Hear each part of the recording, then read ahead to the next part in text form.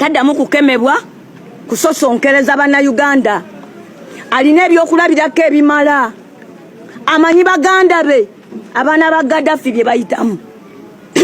Amanyi baganda be abaana ba Saddam Hussein bye bayitamu. Amanyi baganda be Kapiteeni Kongolo omwana wa Mobutu bamuziika ayimiridde. Mwanyinaze gwensingako omwaka gumu gwokka mu nsi muno Muhoozi, nze ndi 5 mu gumu yali 5. Okumugamba nti akomye mangu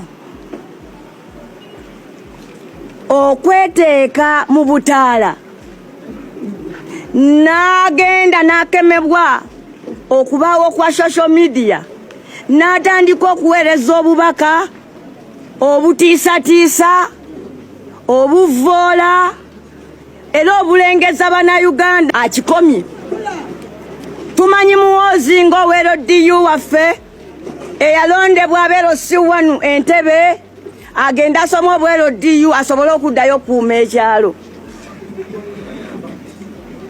Era oyo Owero DU waffe tulina ennaku nnyingi nti ekifo ky'okumutendeka ne tumuddizayo bakama be Chairman Owero si wanu ne Secretary for Defense ab'Entebbe wali ewaabwe mu Kitoolo. Mwami Museveni yayita mu mugenzi Gaddafi najja amutikkira obwa mmeeja. Ekyo kikolwa kyali kyakusala nsawo. Teriyo Owero DU mulala gwe twali tuwulidde ng'afuuse jjeno w'amagye.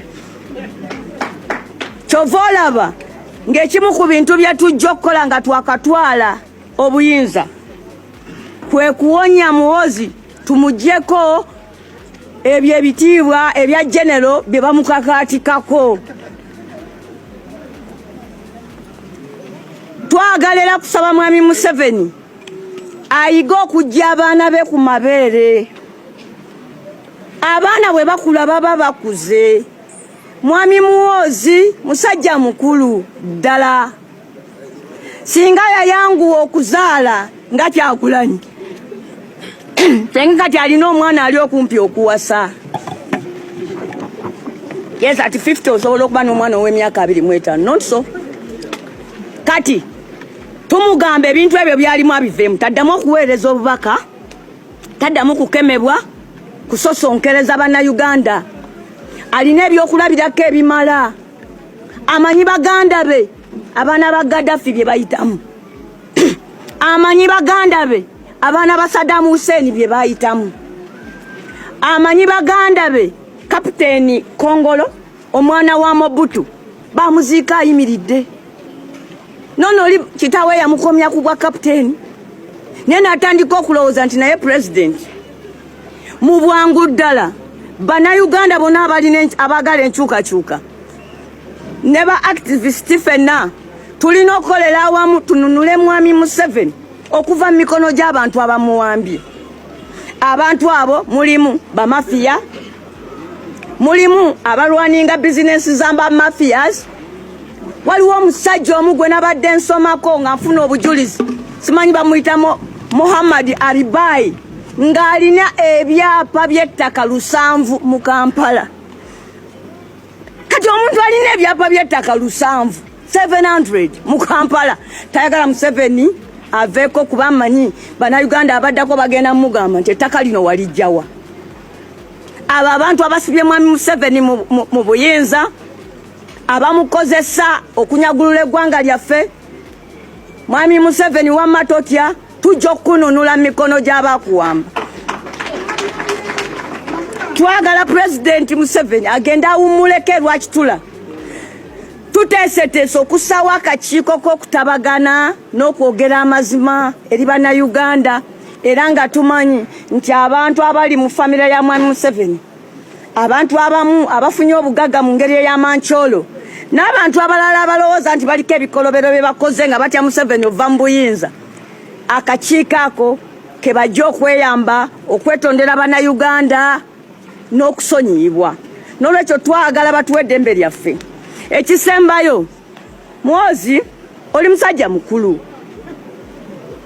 ate toli wa magye, oli Owero DU, oli wa ddembe, olina eddembe ly'obuzaaliranwa, ddembe lyo okuvaayo ne weesimbawo ku kifo kyonna mu ggwanga nga otwaliddemu n'ekyakitaawo kyalemeddemu ekyobwa pulezidenti.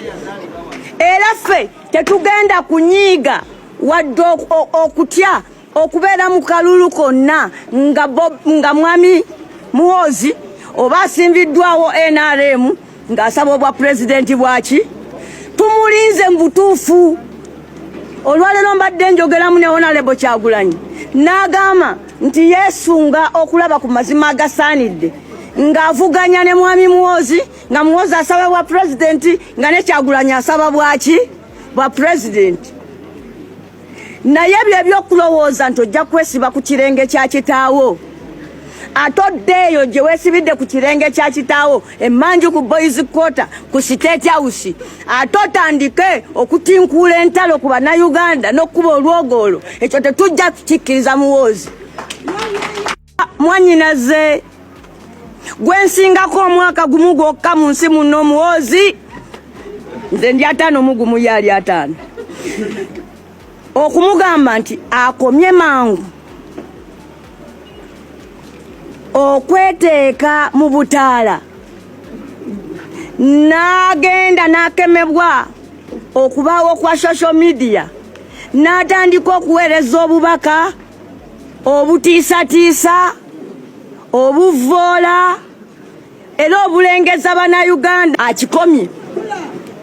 Tumanyi Muhoozi ng'Owero DU waffe eyalondebwa abeera C1 Entebbe, agenda asoma Owero DU asobole okuddayo kuuma ekyalo. Era oyo Owero DU waffe tulina ennaku nnyingi nti ekifo ky'okumutendeka ne tumuddizaayo bakama be Chairman Owero C1 ne Secretary for Defense ab'Entebbe wali ewaabwe mu Kitoolo. Mwami Museveni yayita mu mugenzi Gaddafi n'ajja amutikkira obwa mmeeja.